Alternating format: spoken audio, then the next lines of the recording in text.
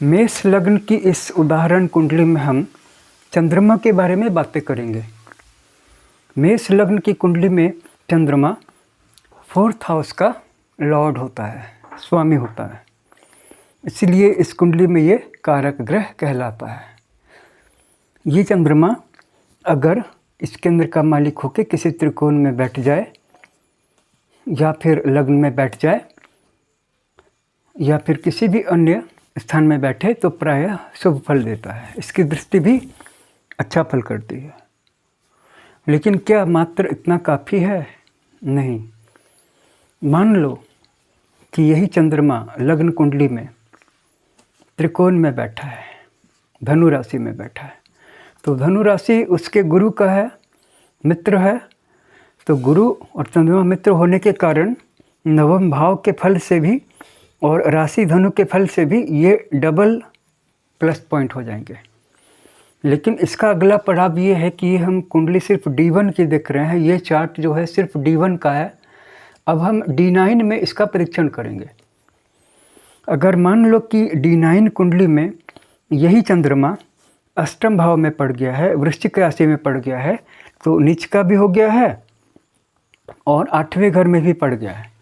तो लग्न कुंडली में बैठने से जो बेनिफिट मिले थे नवम में और धनु में, और ये भी कि केंद्र का मालिक होकर के त्रिकोण में बैठ गया है, वो फल समाप्त हो जाएंगे। ऊपर से मजबूती दिखेगी बट अंदर से खोखलापन हर समय परसीव होगा, अनुभव होगा।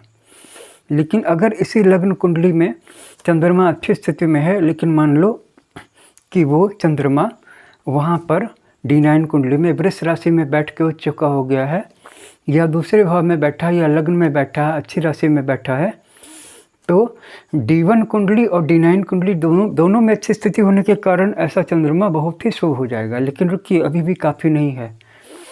अब देखना है कि वो किस नक्षत्र में बैठा है। नक्षत्र का बहुत महत्व पड़ता है, बल्कि सबसे ज़्यादा महत्व तो नक्षत्र का ही पड़ता है।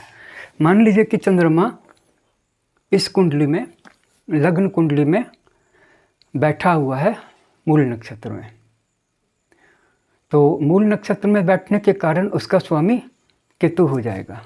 मान लीजिए कि वो मूल नक्षत्र में बैठा है और उसका स्वामी केतु हो गया, तो D1 कुंडली में जो अच्छे फल मिले, D9 कुंडली में जो अच्छे फल मिले, वो अब केतु के नक्षत्र में बैठने के कारण उन पे ग्रहण लग जाएगा। क्योंकि चंद्रमा की सारी शक्तियाँ केतु के अधिकार क्षेत्र में, उसके डोमेन में चले जाएंगी, उसके टेरिटरी में चले जाएंगी, उसके रेजिम में चले जाएंगी, उसके इलाके में चले जाएंगी। और केतु का जो अंधेरा वाला प्रभाव है वो चंद्रमा को ग्रसित कर लेगा।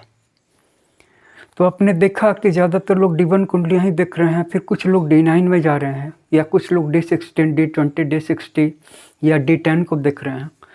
बट आपको नक्षत्र को देखना है और नक्षत्र स्वामी को भी देखना है। इसके बाद भी एक और लेवल है, वो ये कि नक्षत्र का स्वामी बैठा कहाँ है और वो किस नक्षत्र में बैठा है। तब लेवल 5 हो जाएगा। तब आप पहली बार कुंडली की सच में कोई एनालिसिस कर रहे होंगे।